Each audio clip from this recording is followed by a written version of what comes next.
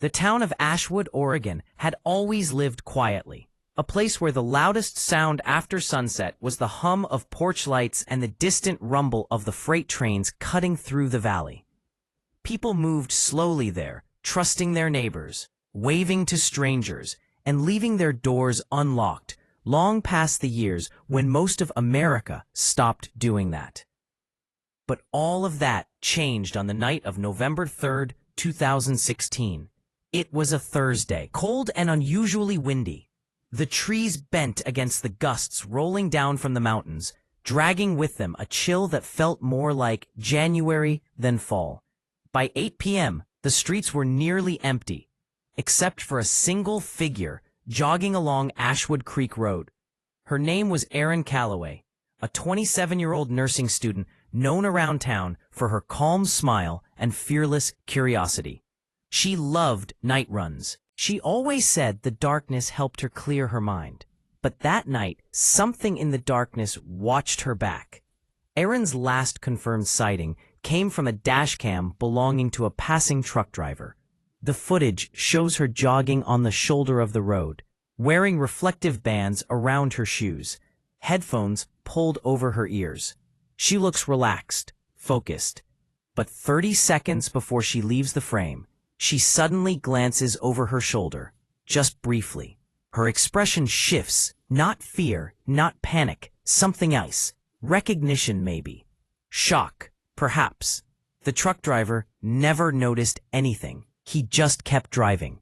The next morning, Erin didn't show up to her clinical shift at the local hospital. Her roommate assumed she overslept, something Erin never did. By afternoon, the roommate called the police. Ashwood only had 2 full-time officers, but they knew everyone. When they saw Erin wasn't home, wasn't answering her phone, and hadn't touched her bank accounts, they knew immediately something was wrong. By evening, volunteers had gathered at the fire station. Flashlights, ATVs, dogs. The entire town showed up because Erin wasn't the kind of person who just disappeared. The first break in the case came at dawn the next day. A search party found Erin's phone halfway submerged in mud near the edge of Pine Hollow Forest. The screen was cracked. The case was torn. And on the back were faint drag marks, like it had been thrown. But nothing prepared investigators for what they found when they unlocked it. The last video recorded was only 7 seconds long. The footage shakes violently, pointing toward trees swaying in the wind. Erin's breathing is heavy, rapid, as if she's running or hiding. In the background, something metallic clicks twice, like a car door or a latch. Then a low voice whispers something unintelligible, too close to the microphone to be accidental. Erin gasps, the screen shifts, and then the recording cuts out. Those 7 seconds became the heart of the case, and the fuel for 1,000 theories. Investigators combed Pine Hollow Forest for nearly a week. They found nothing but footprints that vanished in the underbrush. Boot prints too distorted to trace, and strange symbols carved into bark. Some said teenagers made them. Others weren't so sure. The markings looked old, older than the town itself. On the 7th day, rain washed everything away. That would have been the end of it, if not for what happened the following Monday. A man named Jesse Whitford walked into the police station, holding a backpack he claimed he found while fishing along Ashwood Creek. It was Erin's. Inside, everything was soaked. Her wallet, her water bottle, a crumpled receipt from a gas station. Even the small silver bracelet her mother gave her for her 25th birthday. But there was one item that didn't belong to Erin at all. A small brass key wrapped in a piece of cloth. The cloth smelled like gasoline. Police sent the key for analysis. No fingerprints, no identifiable markings. Nothing to connect it to anyone. 3 days later, a woman 12 miles from Ashwood came forward. She claimed she saw Erin the night she disappeared, not jogging, but getting into a dark SUV near the water tower. The woman described the driver as a tall figure wearing a hooded jacket. She said Erin didn't look forced, but she looked nervous, conflicted, afraid to be seen. The lead shook the investigation. Erin didn't know anyone who drove an SUV. She didn't talk to strangers. She didn't date anyone. She lived a quiet life, filled with textbooks, late-night coffee, and work shifts. But the case took a darker turn when detectives discovered something Erin never told anyone, not even her roommate. For nearly 4 months before she vanished, Erin had been messaging a private online group dedicated to local unsolved disappearances. She had posted photos of old case files, maps, newspaper clippings, and her own notes. Notes detailing coincidences that didn't feel like coincidences at all. 3 women, all living within a 30-mile radius, had disappeared between 1998 and 2007, all on windy nights, all near Pine Hollow Forest. None of them were ever found.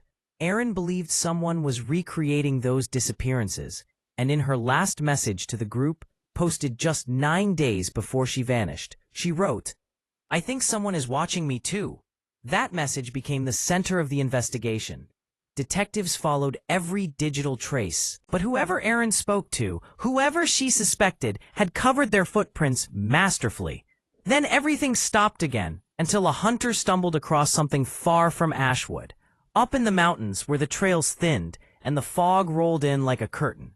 Near an abandoned cabin, he found a section of ground that looked disturbed, snow packed unevenly, soil turned by hand.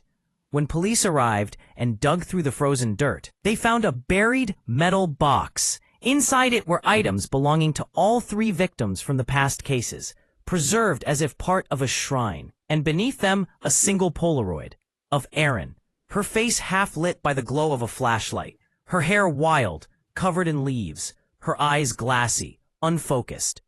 She was alive when the photo was taken, alive and terrified. The cabin had been lived in recently, cans stacked neatly, footprints in ash, a generator that still held fuel. But whoever stayed there had left just hours before officers arrived. The trail was fresh, but the weather was cruel. A snowstorm swallowed the mountain for 3 days, erasing everything. By the time the skies cleared, the cabin was empty. Nothing left but the faint smell of gasoline and a single brass lock on the door. A lock that matched Erin's key. Years passed. Leads faded. The case went cold. The kind that chills a town so deeply it never quite recovers. Ashwood changed. People whom Erin had cared for and comforted in her nursing rounds never forgot her kindness. Every year, they held a candlelight vigil at Pine Hollow's entrance. But in 2021, nearly 5 years after Erin vanished, a camper hiking through the northern woods found something hanging from a tree branch. A silver bracelet. Erin's, clean, untarnished, as if placed there deliberately. DNA swabs found nothing. The bracelet hadn't been exposed to weather long. It had been left recently, maybe within days. As if someone needed the town to remember. As if someone wanted the story alive. Investigators reopened the case. New drones scanned the forests. New cadaver dogs combed the trails. But the forest kept its secrets. And then came the most disturbing discovery of all. A new 7-second video was submitted anonymously to the sheriff's office. It was recorded on a modern phone, no metadata, no traceable signatures.